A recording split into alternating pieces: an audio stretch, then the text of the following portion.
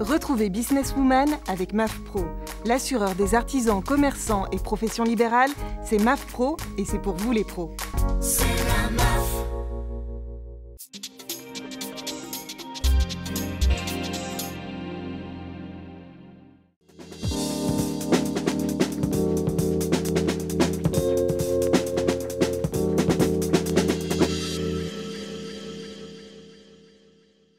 Bonjour à toutes et à tous, merci de nous retrouver sur Businesswoman, votre rendez-vous économique dédié à l'entrepreneuriat au féminin, consacré aujourd'hui au mentorat.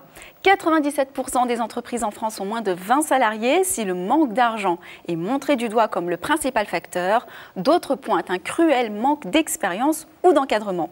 Mentor, voilà le nom donné à ces bienfaiteurs. Des bénévoles pour la plupart des chefs d'entreprise à la retraite ou encore en activité. Leur motivation, le partage. Partager son temps, son expérience, ses conseils, bref, favoriser vos chances de succès. De belles histoires humaines naissent souvent de ces duos mentor-mentorés. Pour nous en parler justement, Annie-Paul Abissira, bonjour. Bonjour. Merci d'être avec nous. Vous êtes chef d'entreprise, vous êtes mentor, vous mentorez plusieurs entrepreneurs. On va justement en parler tout au long de l'émission. Première question, comment on pourrait redéfinir ou définir concrètement le mentorat ? Alors, le mentorat, c'est une relation binaire entre deux personnes pour développer le savoir-être d'entrepreneur.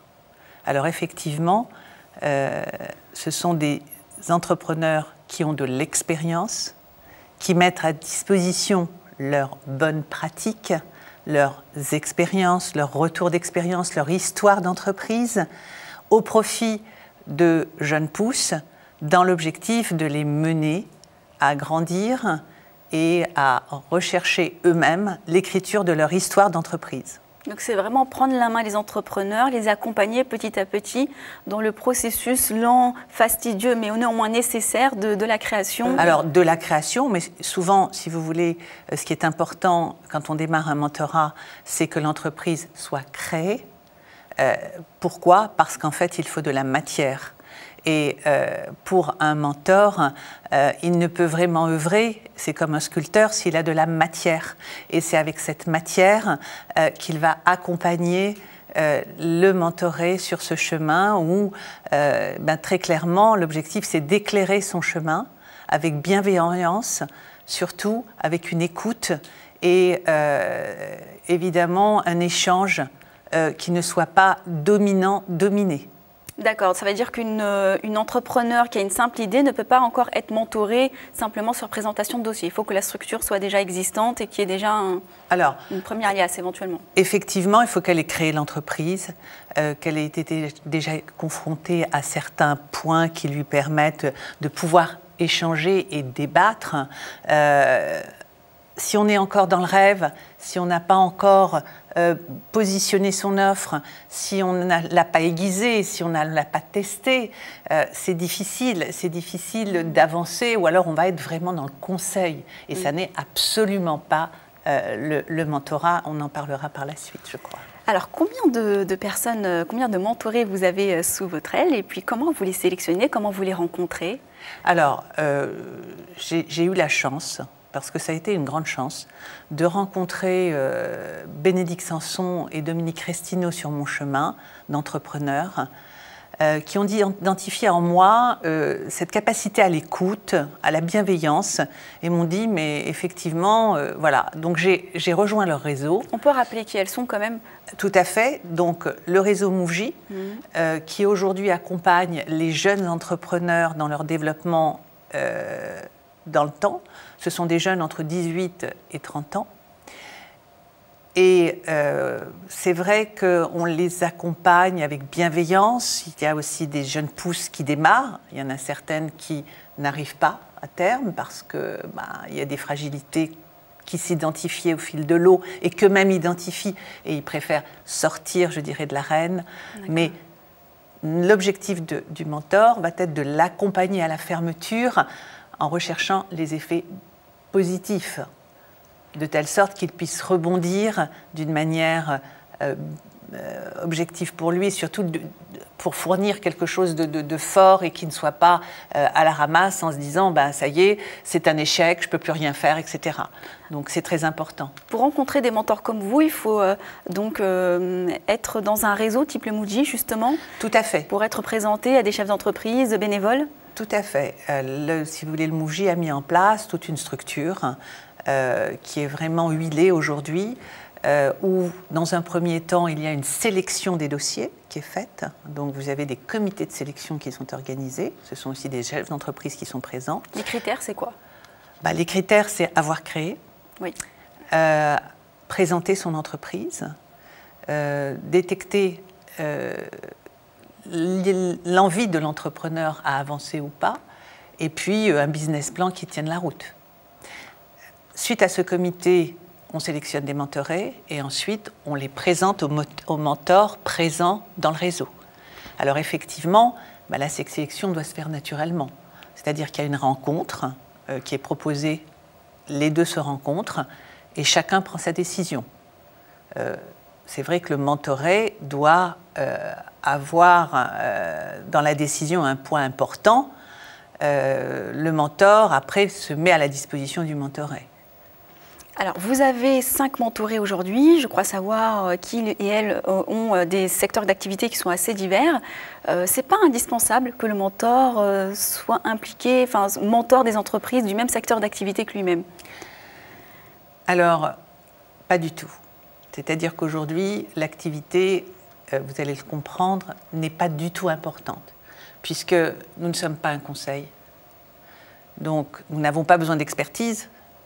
Ce que nous mettons sur, je dirais, en lien entre le mentor et nous-mêmes, le mentor et le mentoré, c'est, je dirais, les recettes de l'entrepreneuriat. Ensuite, avoir la connaissance du domaine, c'est le mentoré qui va l'amener au mentor.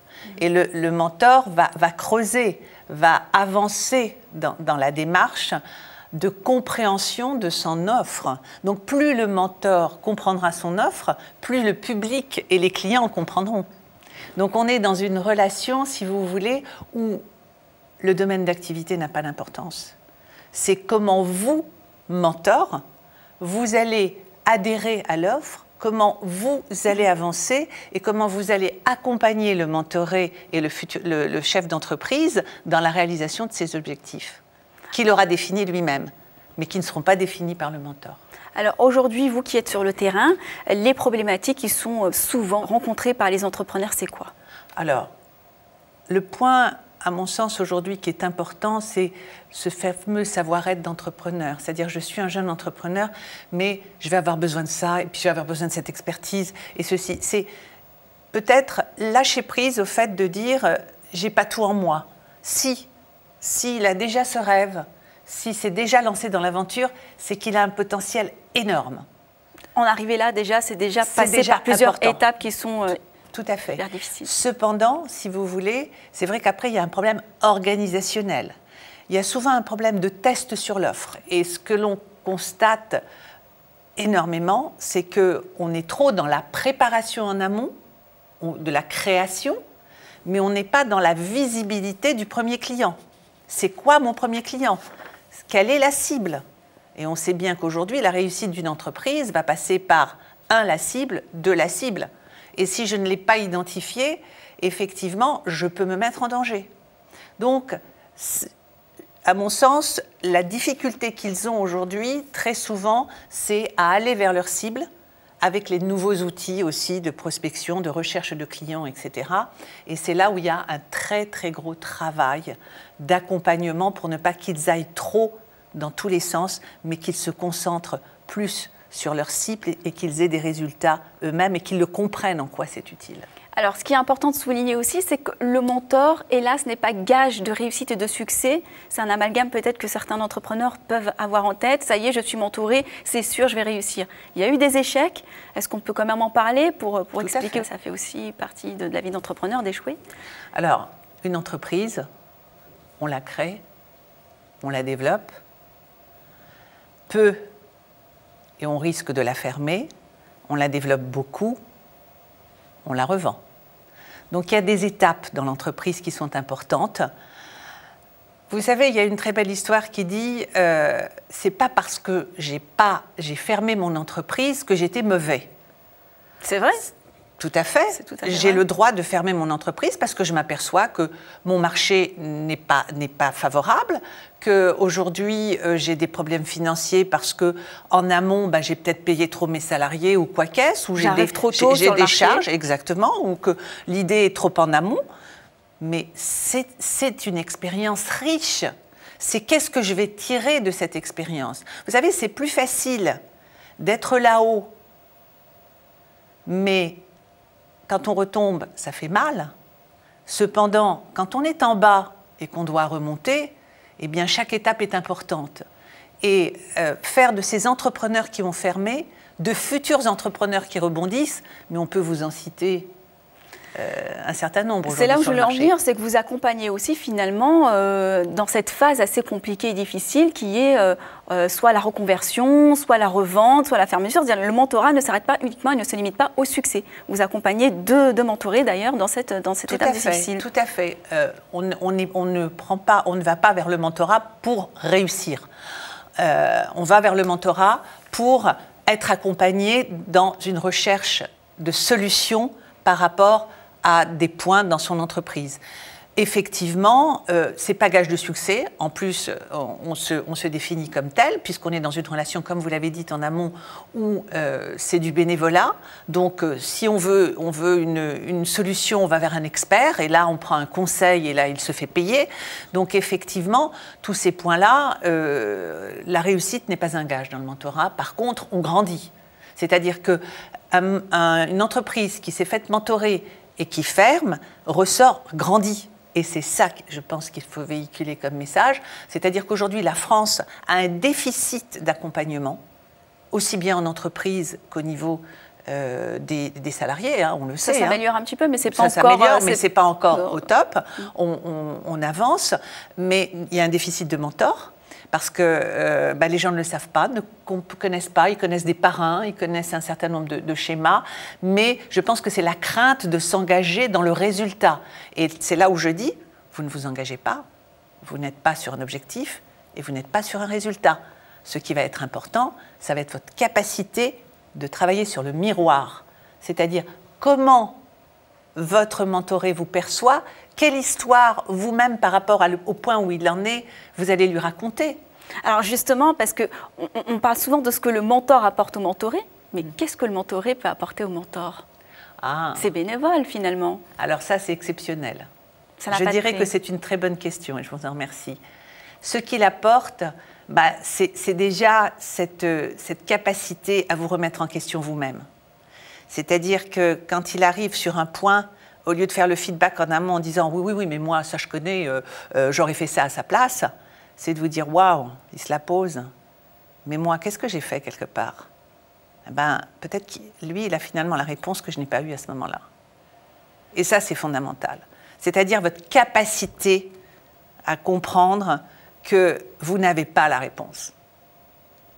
Merci beaucoup Agnès-Paul Abissira, c'est déjà la fin de l'émission. On la termine sur ces belles paroles. Merci d'avoir répondu à toutes nos questions. Merci à vous de nous avoir suivis. Vous retrouvez cette émission évidemment sur Demain, sur Wedooby, sur ellesentreprenent.fr et sur le site de la PCO bien sûr. À très vite sur Businesswoman.